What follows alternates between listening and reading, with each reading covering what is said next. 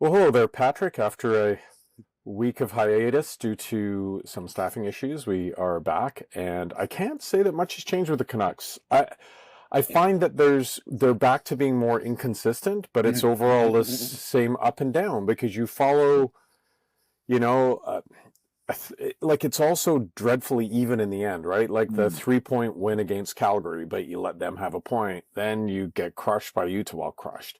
You lose to Utah at home in a terrible game, and then you beat the best team in the NHL. Like, I suppose this was so frustrating for fans.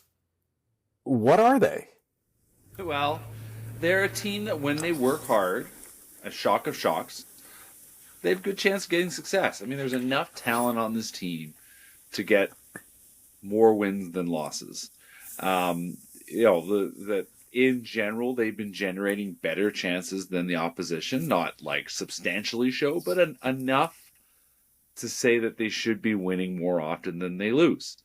And so thus nights like they had on Tuesday when they were the best team against the best team in the NHL, um, is not that much of a surprise. That said, you look at the way this sort of 3.5 way playoff race has set itself up with the Canucks, the Flames, the Blues, and Utah. Um, it's Utah that's probably playing the most kind of exciting hockey, but they haven't been able to finish. And then you've got the Canucks who, you say are better than they've been, but in the end, this is who they've been, which is, as you said, inconsistent. You've got the Flames who have been consistently underwhelming all season, yet they're still in there. And the Blues who feel like a team that's halfway between the team that they were and the team that they really need to become. So it's a very strange grouping the Canucks find themselves in. And a lot of it comes down to, this would have been, if we talked about the trade deadline last week, what I would have said that, they to their credit, have reset the story on defense in an interesting way, a way that will continue to evolve once I think Tom Willander is here. But there's a big hole at center. There's no horse. Elias Pettersson is showing signs of being the star number one centerman that the Canucks need him to be, but he is not the sort of the dog, the guy that really just attacks and attacks and attacks in a physical sort of dominating way that, J.T. Miller on his best days was that player. They don't have that guy at all. And I think almost certainly need another winger. And Brock Besser is a good guy, good player. Again, this comes back to the whole story that has been, I think, discussed to death, but to, reiterate, a player who knows how to score goals, who plays a pretty complete game, but isn't a game breaker on his own in general. He's produced in the playoffs. He was great in the playoffs last year. He did win a game all on his own, basically. And he has these kinds of moments. He scored 40 goals last year, something he'd always hoped to do. This year he's on 20, and he's probably going to he might get close to 30, probably not. But a guy that's been a consistent enough secondary scorer. But they lack a big winger. They lack a big center. And so it's really no surprise to me that they are in the pickle they find themselves in. Well, it's funny you use those words, knows how to score. I'd suggest he's prone to memory lapses because you get these 10-game stretches and then he scores two and you exactly. hope he gets on a hot streak, right? And you say consistent enough score, that's been the story of this season is the inconsistency. Yeah. But when we talk about this playoff polygamy, hat tip to Utah. Polygamy, talking about Utah. You've got all these suitors for one spot. Which of those teams do you think is most capable of making some noise in the playoffs? Making noise in the playoffs? Yeah, essentially, okay, so big deal. You have a turtle derby and one of the teams gets in and you go out in 5 games. So which team do you see capable? If the Canucks get in, do you think they're capable of at least replicating what they did last year? I don't think they're capable of replicating what they did last year, but I do think they are capable of pushing. I mean, you're probably playing the Jets, right? I think they are capable of pushing the Jets hard. I just think the Jets are deeper, and their best players have been so much better and so much more consistent this season. You look at Kyle Connor, and Mark Scheifele, and Nikolai Ehlers. Each of them was notable in the game, even if the Jets were sort of chased out of the building. All three of those guys had big moments in that game. And you can see why the Jets in general have played so well this year, because they're getting that from those guys. Josh Morrissey's played well. Like their defense has come a long way. Obviously, Connor Hellebuck's a huge story. But yeah, I mean, I think the Canucks can push up. I think Utah. I mean, Utah is a bit of a team that everyone's now talking about a little bit. They are an interesting team that's come a long way, and their young players are leading the way. Logan Cooley's become a great player, and Dylan Guenther's a great player, and they're pushing in the right direction. Like I said, they've been struggling but to finish, and in the playoffs, it's harder to finish because teams park the bus, pack the middle, make it hard to for you to get to the tough spots, and Utah has struggled in general doing that anyway. So, I mean, I think there's sort of two teams that are that would be interesting in the playoffs. I do think one of them is the Canucks. I think Utah is the other. Calgary, as I said, are underwhelming. Their future is coming. Their potential is in the future. That is going to come in a season or two. And St. Louis is, I mean, they've got lots of experience, but they're not a terribly exciting team.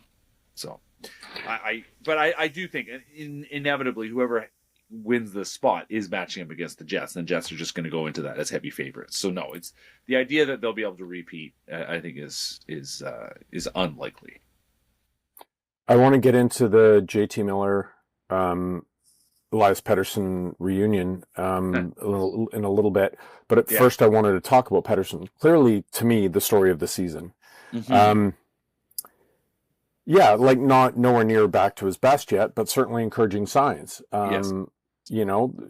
Multiple goals in a handful of games is a very good sign that you're trending towards the right direction. I think Canuck fans will hope that if they get great goaltending, their defense is a lot more solid.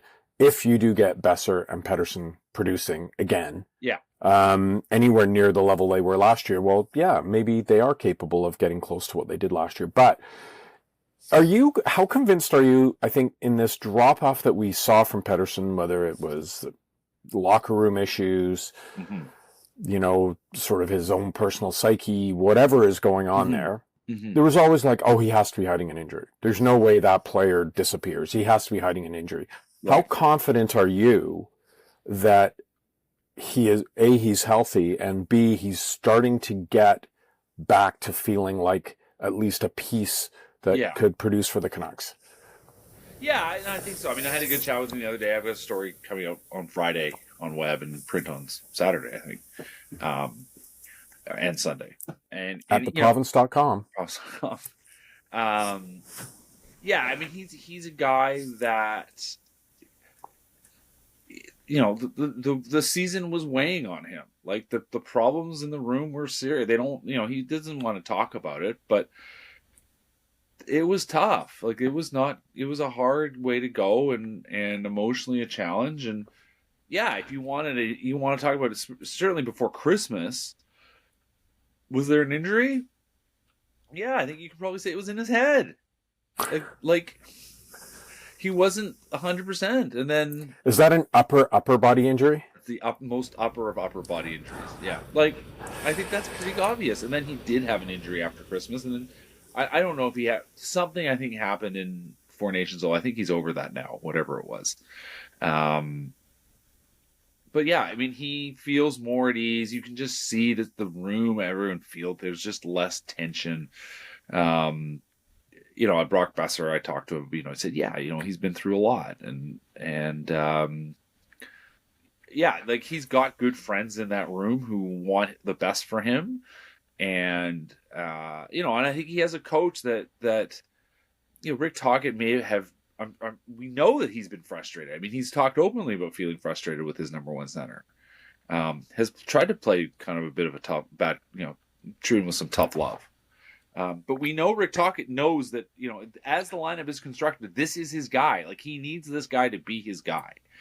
And they've been working on a bunch of stuff and finding ways, and people was obviously up in arms, I think, a little bit about him talking about, well, we need to reset how he plays the game and all that kind of stuff. And I said, well, listen, what he has been doing hasn't been working. So why don't we try something new? Like teams will inevitably scout out the player the way they want to play and know that his tendencies are to do certain things.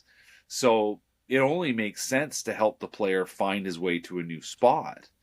Brock Besser talked a lot about, when I talked to him, Farhan Lalji and I talked to him a couple weeks ago, and the question was put to him basically, well, now you have to figure out how to play with Petey again. Like, you had success before, you played with him before, but you haven't played with him for a while. You played with JT, and Brock was like, listen, when I played with JT, I had to learn a new way to play, because fundamentally JT wanted to play like this, and I had to understand where he was going to be with the puck and how to be ready for that, and the way our opportunities were going to come. And it's the same story with playing Pettersson. Like, Pettersson and him have to find a new way, and obviously they had a great game against Winnipeg, and Niels Hoaglander's sort of part of that story. But it is very much about finding their way to the guys they need to be, and finding a way that, and then that's the challenge for the coach. I mean, this is Rick Tocchet will consistently say to you, it is on him. He is the coach. His job is to get the best out of his players. And if they don't, that's on him fundamentally. So I mean, that's where they're at, and it's finding this player and helping him be as consistent and as strong as he can be. And certainly, we're seeing signs of that. I mean, he's got points in 5 of 6, goals in 4 of 6, or whatever it is. And big game today, as we're recording in St. Louis, big game this weekend in New York against, the old compatriot, now enemy. It's a big road trip. Every game matters. They're in this race, and a couple wins will put them in the driver's seat, I think. Yeah, interesting schedule. Basically playing, well, not basically, they are playing every other day in this 5-game road swing, although 3 of them are in the obviously in the New York area where they don't travel. Yeah. And I'm going to park your compatriot old enemy comment, because I don't really think that Bo Horvat is that dad joke. Is that relevant? Yeah, of course, all these games are relevant. But yeah. I did want to ask you clearly, it's going to get a lot of press. Mm-hmm. Do you think both those guys will have a point to prove? Do you think there's still personal resentment, or do you think it's something that they've moved on from? Horvat? No. Sorry, I was just being a goof. Certainly Miller. I mean, I think on one hand, you're going to have JT Miller who will be like, they got rid of me. They chose him over me. Yeah. And there could be hard feelings towards the organization. And he's that kind of player anyway, very emotional. Yeah. So we saw that at the start of the Canada-US game. But I'm speaking specifically, would he go out of his way to try and stick it to Pettersson? How does Pettersson feel about him, do you think? I know you can't. It's impossible. This was such a tortured storyline. It's impossible to get in their heads. What I'm asking, I suppose, in a long-winded and flustered way, is how big a personal issue do you think this game is for both of them? Well, I'm sure it's. I listen. I think they probably they both, for easily separate reasons and perhaps overlapping reasons, have lots on their plate for this game. I asked Petey. I talked to him a little about his evolution as a face-off man, because he's now the guy. Right? Like, Miller was the guy. Now it has to be Pettersson. And he's talked a little bit about he's changed his approach a little bit. And we talked a bit about that. That's what you pay $11 million for, is face-offs. Yeah. And I said, and he understands the importance of it, right? Like, we talked about, it's a well-proven truth that shot rates go up for the first 10 seconds after a face-off win. And it makes sense, because the defense is away from the net. They're in the position you want them to be. You can design sequences to create good quality shots. Goals go up. There's just the truth, and related to that, Pettersson said, a face-off win leads to 30 seconds of possession in the zone, and you get on a power play, that changes everything. So, not every face-off matters, but some matters more than others, is the best way to put it. And, having Miller as one of the best face-off men in the league helped them with that. And Pettersson, it's on Pettersson to do that now. And he said, listen, JT, I kind of said, you could see the smile on his face when I said, you're going to have to go up against him at some point. And, he goes, yeah. And he's relishing the challenge, because he knows that's a challenge. I mean, he relishes the challenge because he knows what a player, whatever he thinks of Miller off the ice, we knew that he respected the player on the ice. And now he has to go up against him, and he has to beat him. So there is just simply beating the guy across from you, which is something he always tries to do. And then, of course, whatever it is, that personal issue or personal rivalry he may have, that's going to be there. he didn't, didn't really want to talk about it, but that's there. And then Miller, I mean, listen, Miller recognized in the end that he wasn't going to be able to stay.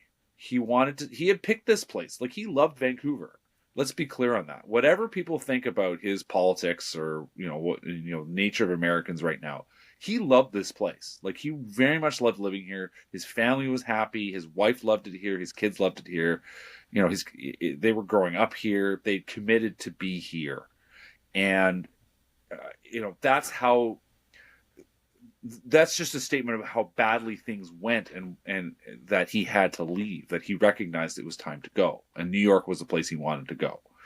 Obviously they're struggling as well, but the environment and sort of family choice was there. So, of a bad option, he picked the one that he could accept. And nonetheless, that he's going to look across the aisle and say, listen, I could still be there, but for whatever blew up between them. Or at least he may. I don't know if he actually believes that. I'm not going to put words in his mouth, but you could imagine that being a thing.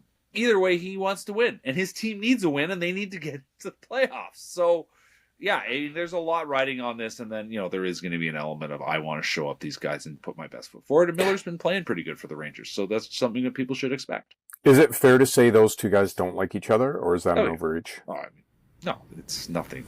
No, I think that's they put on a brave face, but it was something they had to manage for a very long time. That it was an off-ice issue. They thought they'd reached a point. I think Jim Rutherford said this. They've reached a point, they thought, where they had, they were sort of managing their way through, and obviously it went sideways over the last year, and it went so sideways that in the end Miller had to leave.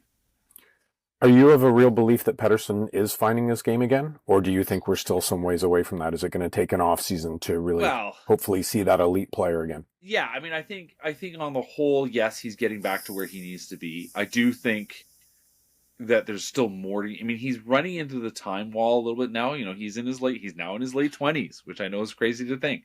But he was drafted in 2017. It's now 20, it's 8 years. He's 20, he turns 26 this year. So, like, there's not that is, I would say, the one thing that I would, if you're the Canucks, that you are a bit concerned about, because so much of sort of building his physicality that could have happened over the last 3 years maybe didn't, at least not in a way that I certainly think the Canucks don't think was optimal. And so certainly there's a feeling, I know, internally that they can redirect some of his off-ice preparation on the off-season this summer in a way that they believe will improve, his strength and his ability. Not, I don't think they have any concerns about how much he falls down or whatever people might talk about in public, but I think it's more just being able to drive through defenders, create some separation again, because he has struggled with that. Now, the interesting thing is you go look at the NHL Edge numbers, which track, speed bursts and high velocity shots and stuff like that. All those things have slowly started creeping up. Now, he's not doing it as much. He's certainly not hit the speeds that he has hit in past seasons, but he is no longer this kind of mediocre middle of the pack player. He's slightly above average. Now, he is a far above average player when he's at his best. And so that is definitely what the Canucks need to help him find his way back to. I don't know if that happens in season here, especially not in the run out to the season when things are tough and you're worn down and all these things. But yeah, like he's much closer to the player he should be. And the Canucks certainly are hopeful that he can get to the player that they know he should be very soon. So we talked about Pettersson. Obviously, the other, and best for a little bit, the other name we haven't mentioned is Quinn Hughes. Right. I get that the team's desperate, but it just seems like this is an injury that's it's the definition of nagging. Are you concerned that, and they can't afford to sit him out? Like, let's be clear, they can't afford to sit him out. Are you worried that, even if you get to the playoffs, you're going to have your most talented player is so beat up, he's not going to be effective? I'm not sure which choice they have. Like, they don't have a choice. I'm just yeah. And I say, listen, he's clearly feeling better than he did when he was got hurt against Dallas, right? Like, we saw the oblique strain in action. He was deeply uncomfortable. He couldn't drive. He couldn't skate. And then when we saw him skate a little bit that following week, like, he was still struggling with that. So, he seems a lot better. He's scoring goals. Like, he's playing well enough at 80, 90%, whatever it is he's at, that it's contributing. Yeah, there's absolutely concern that he could re-aggravate whatever it is. That's always a concern if it's a muscle issue, right? And we have every reason to think it is a muscle issue. So, yeah, it's on the Canucks to manage him carefully. I imagine he's not going to practice a ton. I imagine that he will mostly just play games, and they will rest him as much as they can and give him treatment as much as they can. And as you said, they're playing every other day on this road trip. Like, it is a demanding stretch they're in the middle of. And, thankfully, yeah, exactly. They're only in New York, right? Like, obviously there's bookends. They're in St. Louis and they're in Columbus on the way home. But the large portion of this, they don't have to move around very much, and they can be pretty stable in what they're doing. Yeah, and once you get through this road trip, you've only got 2 road games left for the rest of the way. So yeah, I mean, that's the other thing, right? Like, you get home and you're able to manage yourself through. There would be 10. I mean, it's 15 games to go, right? So 5. You take these 5 out of the way. 8 of the last 10 games are at home. I mean, that is when you're dealing with an injured player. That's the same thing with Thatcher Demko, right? Like, they know that they need they're going to need more starts out of him, and they're hopefully he plays on this road trip. Yeah. But how many games is he going to get? Well, they'll be careful. They'll get him game action. They'll try to get him in a groove, but they also are not going to lean on him too hard because they know they need a healthy him, and they need him and a healthy Demko and a healthy Lankinen in the playoffs. Let's just finish on that point. It's something that you wrote this week from finding this new, we'll see whether they're an uncovered gem with a new Finnish goalie, but did sort of an overarching look at where their goaltending sits. Yeah. Your sense of how this team is set up, sort of medium to long term in terms of their goaltending. Well, they extended Kevin Lankinen for 3 years, and he's going to be around. He's going to be around for a while. Like, he's a goalie they believe in. He's a goalie that's shown well, and that's good. But he's never been the guy, and so he's not going to be able to do it, and he's not going to be able to do it on his own. And there's also just the reality. 5-year extension. I said 3 years. 5-year extension. There's also the reality that he is going to be a guy that you need someone to play with. And is that Thatcher Demko? He's gotten under contract for another year, but he has suffered a substantial injury 3 years in a row now. And if you're the Canucks, you're very anxious about that. Because on his game, obviously he's one of the best in the NHL. But it now becomes, okay, I presume they will go into next season, hopefully that he's healthy, he has a good offseason. Because that's the other thing, remember, he started the season behind the 8 ball, and that's never easy. But he'll go into the offseason, he'll have a regular sort of, summer. He'll build up for the season next year. It'll be him and Lankinen as the tandem, and they'll see where things go from there. But yeah, I mean, Scott Young said it to me. You can never have to look at Vegas. You can never have too many goalies. Their Stanley Cup winning season, 22-23. In the regular season, they used 5 goalies. Yeah, like, it's wild. They had Jonathan Quick, who didn't even play in the playoffs, but they brought him in anyway. It became a story of a team that recognized the sort of marginal difference between having a good goalie and a guy who's just kind of anybody that you can pluck off. We'll just ask Alan Walsh about that. Exactly. It is remarkable how quickly things turn around, though. Like, and I do find it such a weird position because all this Mikey DiPietro. It was funny. Steve Ewan does these alumni pieces for us, and he did the Frankie Corrado piece, right. And it was like the original poster boy for asset management, and you let this guy get away, and I just think of the fuss over DiPietro, and it's like goaltending is like once you get a guy and you know that he's a guy, they do have longevity, but all the prospects know what's behind them. That's why you're right. Like, you can never have too many. You find this guy from Finland that you can bring in now, like, who knows if it'll amount to be anything but in the pipeline, right? So I mean, there's 7, right now there's 7 guys on the list, and I presume Nikita Tolopilo will still play a role, although it's tough to say. He needs a contract this summer. But there are definitely 2 young guys in Koskin Vuo and Ty Young, and the Canucks are hopeful that both those guys will be factors in the future. Goalies do seem to take forever, but I think the truth is you kind of want them, get on them right away before they get hurt, because maybe that's kind of the Demko story. I mean, I will say this, in 2019, I did contemplate, should they be trading Demko now? Because or 2020. It was 2019 or 2020. Anyway, very early in his career, because he was playing okay, right? Like, especially in 2019-20 when he was backing up Jacob Markstrom, he was pretty good. But he hadn't necessarily proved himself in the way, obviously Corey Schneider, the Schneider-Luongo debate will always be the kind of preeminent version of this. Do you trade a guy? Dickinson, yeah. Yeah, but do you trade a guy before, before his time you'd expect, right? But now here they are. They've got Demko, they've got Lankinen, but they've got some young guys, and they're going to have to make some hard choices. Like Artur Shilovs, what are you doing with him? Because he, I think, has hit the ceiling. He's a good guy, good character guy in the room, but he's mostly struggled this season. He's only 2 wins against the woeful Chicago Blackhawks. The weird thing about it, though, Patrick, is like you can have I've never understood this, and this goes back to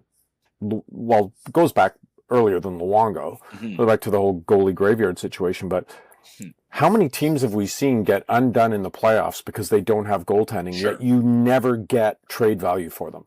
No, like they were during that time when Luongo wanted out. They had these other options.